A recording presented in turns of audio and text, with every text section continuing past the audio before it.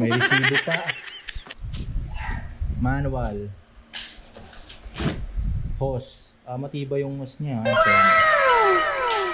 Tapos yung mga kailangan sa ano. Ito yung lagay ng sabon.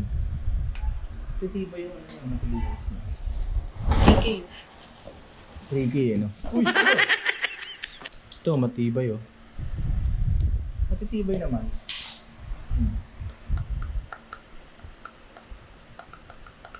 Ganun lang siya. Release. May lock. Ganun siyang lock. Galing. Tapos, ito na yun.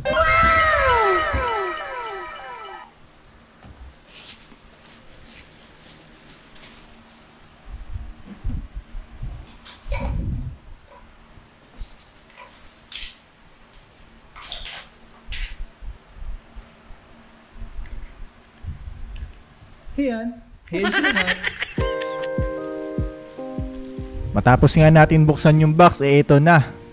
Babasahin na natin yung manual. Ayan, titingnan natin kung marunong tayo magbasa.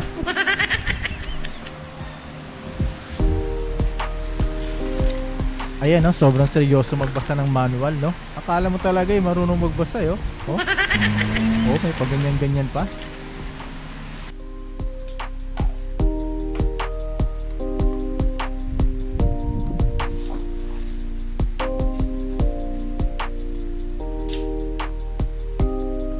Ito, kagandahan dito, meron siyang lock and unlock.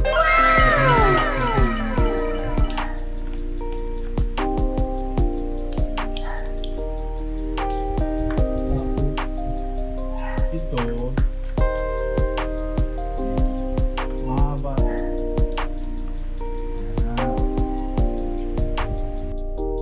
Ayan, after nga nating mabasa yung manual, ito na, bubuuin na natin yung ating washer. Ayan. Siyempre, tingin-tingin tayo sa manual para hindi tayo magkamali. Baka mamaya ay masaksak natin yung mga hindi dapat isaksak dito sa makina. Baka mamaya masira ina-assemble pa lang masisira agad. Dilugi agad tayo. Mahal din to, no? 3K.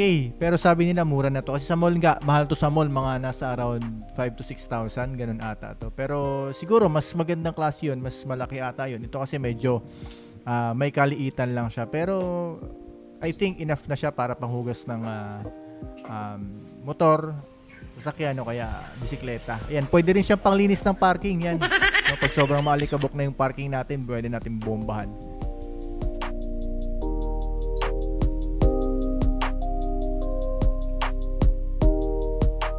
At kung medyo nalilito nga kayong buuin to, nandyan lang naman yung manual. Katulad ko, medyo nalilito ako kasi parang merong mga part dito na parang bago sa paningin ko. Kaya dino-double check ko muna bago ko sila isaksak. Siyempre, mahirap na, tubig to baka mamaya masaksakan ko yung hindi dapat saksakan at nagkaroon ng magka-short na. Di ba sayang, masira agad.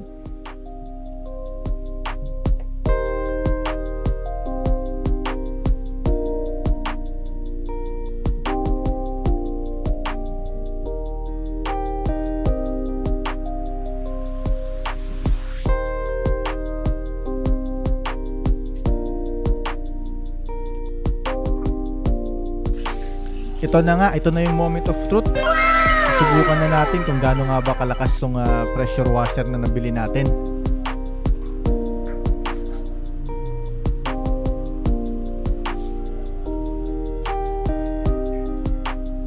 Ayan, ang kagandahan din nga pala dito sa pressure washer na to ay mahaba yung wire niya papunta dun sa saksakan.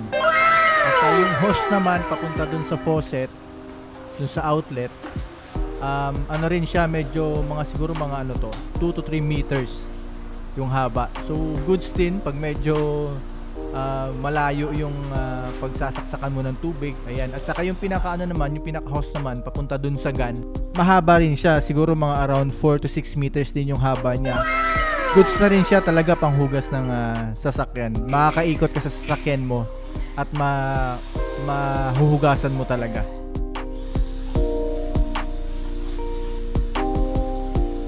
Ang ayaw ko lang dito sa pressure washer na to medyo maingay siya, no? Though hindi naman sobrang annoying yung ingay niya, pero medyo may ingay talaga siya. Kaya ang may sasuggest ko pag maghuhugas sa kayo ng sasakyan o ng motor or kung ano pa man, tuwing umaga na lang, no?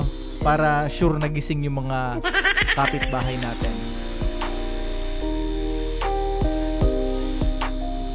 At isa rin pala sa kagandahan nga din itong pressure washer na to, ayan, kung makikita nyo, mahaba yung pinakagan niya. Ayan, kaya kung makikita nyo sa video, ayan, no, talagang mabobombahan mo yung ilalim nung gulong. Yan, kasi minsan yan yung nakakalimutan na bombahan pag nasa car wash Kaya at least ngayon, pag meron kang ganitong klaseng washer, mabobombahan mo na ng maigi yung ilalim ng gulong. Kumbaga, want to sawa ka. Marirecommend ko ba tong pressure washer na to? Oo, marirecommend ko tong pressure washer na to kasi worth the price naman siya.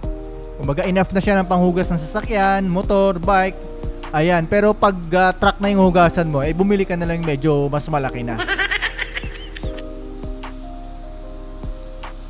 Ayan guys, thank you for watching at enjoy washing lalo na ngayon na tag-ulan. So marirecommend kong bumili kayo ng pressure washer para hindi tayo araw-araw nagpapa-car wash. Alright, thank you. God bless.